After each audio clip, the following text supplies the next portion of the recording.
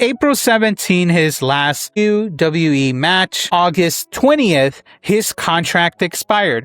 What happened between those dates is why the entire IWC is arguing right now. According to reporting from the Wrestling Observer newsletter and other newsletters like PW Insider, WWE made the decision in April to stop using Ilja Dragunov. 4 months later, his contract expired. No release, no post-release restriction, free to sign and wrestle anywhere immediately. They parked the Mad Dragon in April, then watch him walk in August. Now stay with me because the reported reason they parked him is the exact line everyone is fighting over. Welcome to the Tea Drop, where the brew is strong and there is lots to talk about. Let's talk about how it came about and the news of it.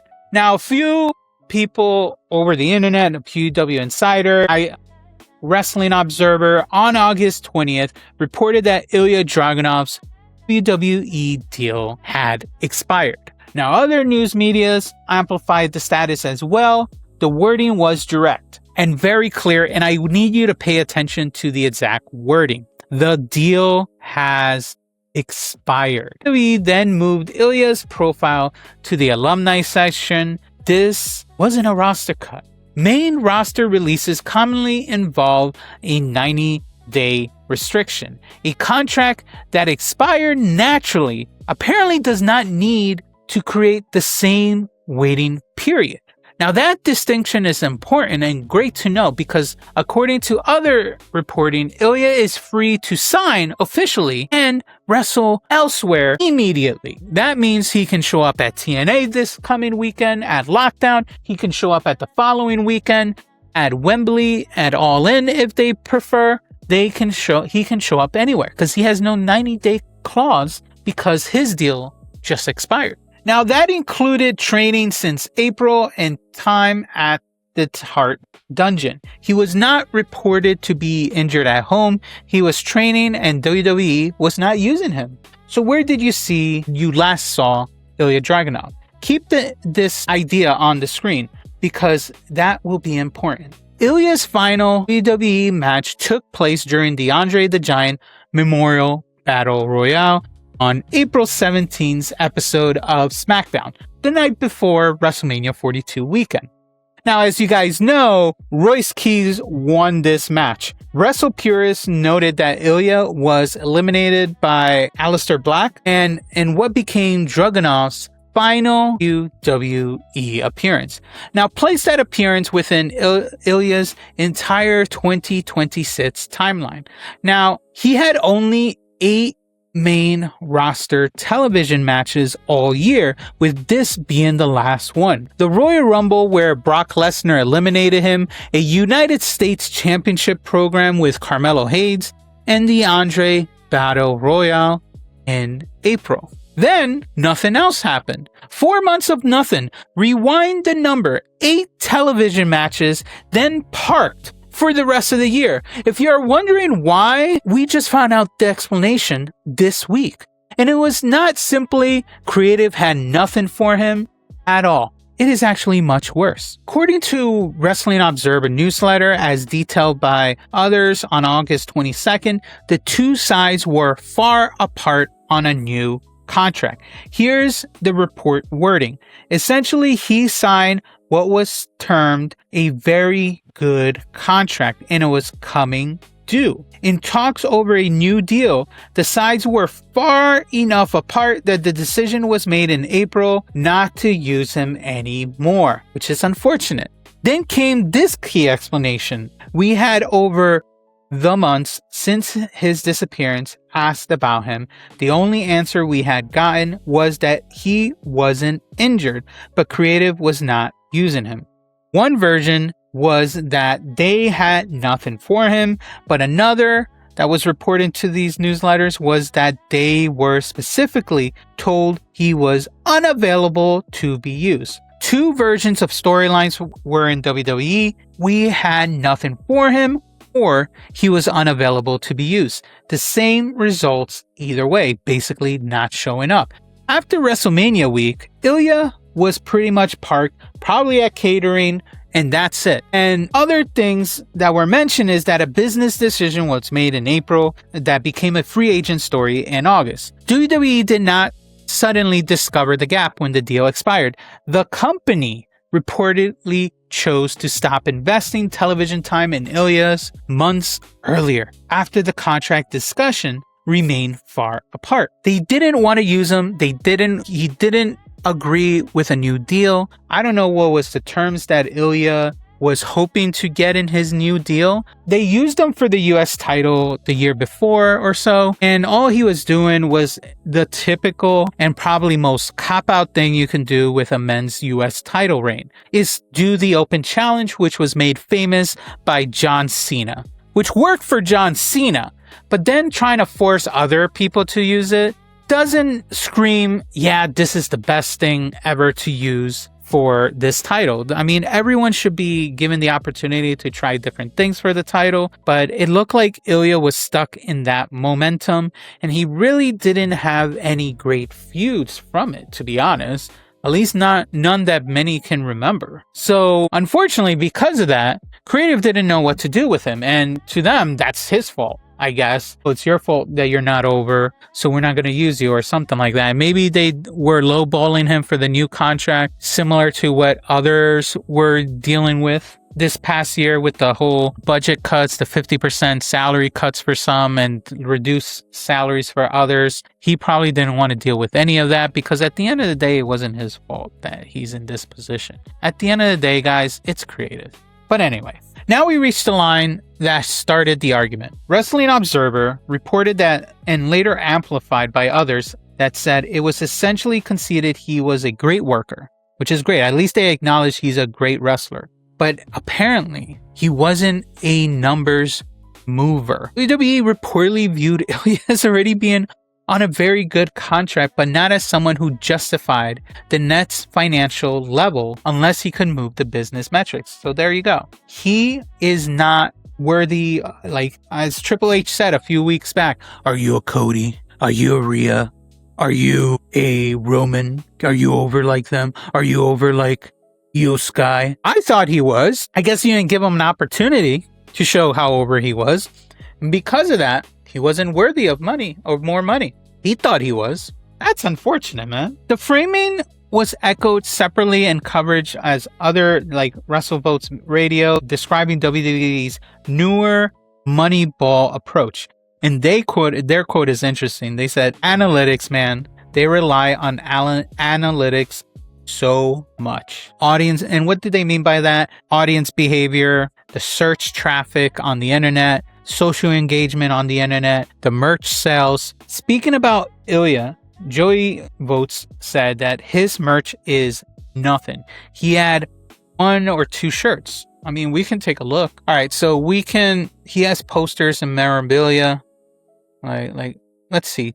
T-shirts, okay. Only 1, to be honest. And home and office, an unsigned photo. Sale items. What do they have under sale? So they literally just have 1 t-shirt. Joey Votes thought when on WrestleVotes, he said he had 2. He literally just have 1 now. Maybe it changed since his reporting, but Ilja only had 1 thing. Of course, how much of a merch mover can you be if you only have 1? I guess he should have sold it more. I mean, this shirt is pretty cool, man. I like the graphics. They're running out of sizes too. It's almost over for you guys. So his merch is nothing. He had only 2 shirts. Now, 2 things can be true at the same time. WWE may generally believe these analytics, but also fans can reasonably argue that the outcome became self-fulfilling.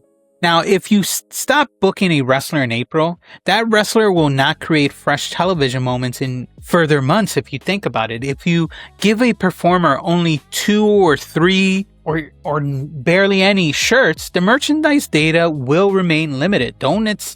Obviously, if someone doesn't like this graphic of a men's t-shirt, if someone, like I can tell you right now, someone like my wife will not like this t-shirt and she will not buy this. But if it was a different graphic, maybe something more interesting, if she actually liked Ilja Dragunov, which honestly, she's more into different, she likes Gunther more than Ilja Dragunov. So if this was a graphic for Gunther and the only shirt for Gunther, she wouldn't buy it.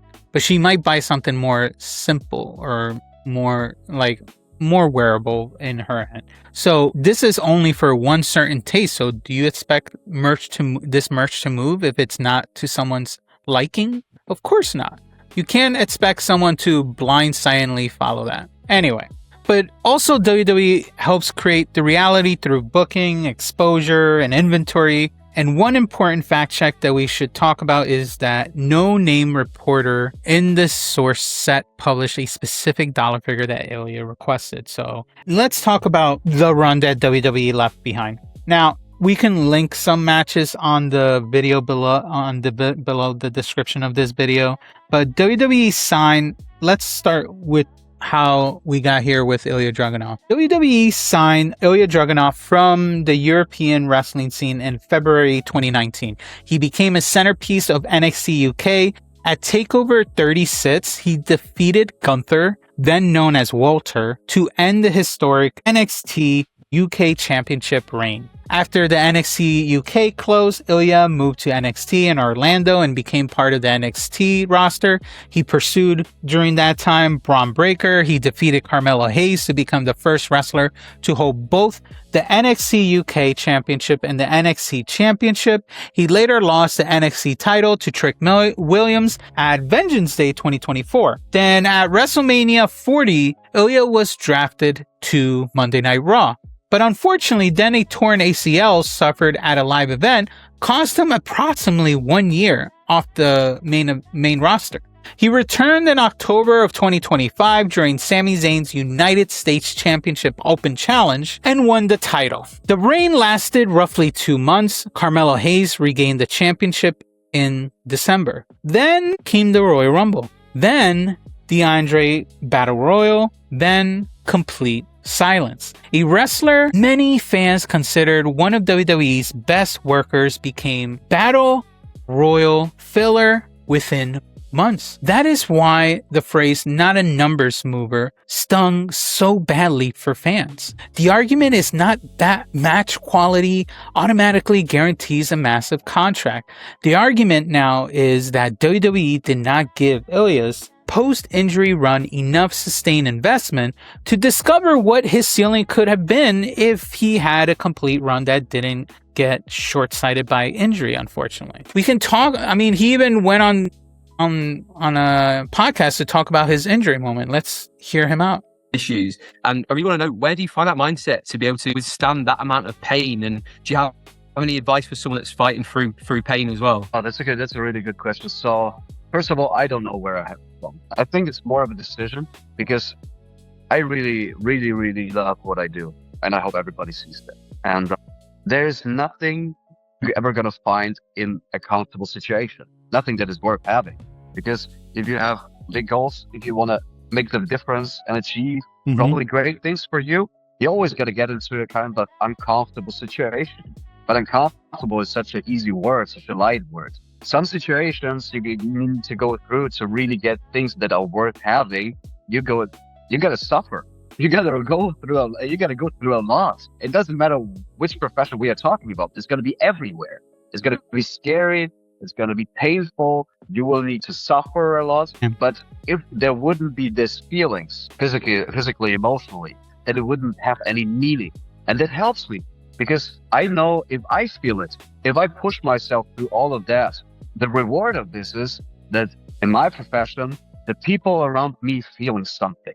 They're feeling something honest. They're feeling something real, something authentic. If it's authentic, people can connect to that because it's the truth. And people will be more invested in his merch. They will buy his merch and everything. I don't lie to the people. I give them all the real emotions I feel at this moment. And if you're honest to people, people trust you. And if they trust you, they're going to connect to you. And they keep holding to this connection, if it makes sense. Now, I get it, Chef Maku. It may not be... I mean, I didn't care for him either. I wasn't a big fan, but I can see why people were into him because how he gets very into it, emotional and all that, and people are interested in him. But I'm more of a Gunther guy. I'm not an Ilja Dragunov kind of person, but I'm always fine with seeing his matches. But anyway, because Ilja's contract expired instead of WWE releasing him, the reporting says there is no post-release restriction, which honestly, I think that's something interesting that I didn't know until today. That if you're let your contract expire and there's no attached additional time, no 90-day clause, which is cool for you, for the wrestler, I guess. So what that means, because there is no restriction, he can sign and wrestle elsewhere immediately. Now, here's what has not been reported so far, that there is no confirmed destination for Ilja yet. No name signed contract for AEW, no even TNA, no one has reported him potentially even signing to New Japan Pro Wrestling. Now, these are probably a lot of fan destinations that people are thinking of. Maybe he will eventually see Ilja Malachi Black down the line, because he's also somewhere in the stratosphere looking for a potential promotion to settle in. Ilja has no destination for a promotion, but anywhere he goes, he will be an explosive match quality weapon for whichever promotion he decides to work for. Now, being an elite worker does not, though, automatically make someone a proven business metric star, because it just doesn't always, you may be a great wrestler, but it doesn't equate people wanting to see you, unfortunately.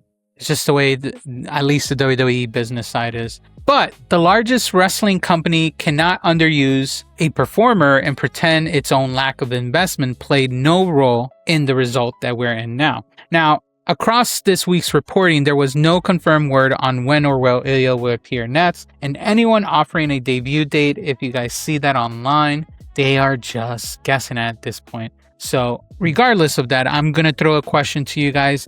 Do you want the Mad Dragon used sparingly, or one major appearance at a time, carefully selected opponents, or every match presented like TakeOver 36, for example? Or do you want volume for him going forward? Maybe he shows up at AEW. Maybe he also shows up at New Japan, independent states. Work everywhere immediately and rebuild the metrics through activity and show that he is worth. Where should the Mad Dragon go, and should his next run be built on scarcity or volume? Drop your thoughts in the comments, and as always, if the tea hit right, hit the like button and subscribe, and I will see you on the next video.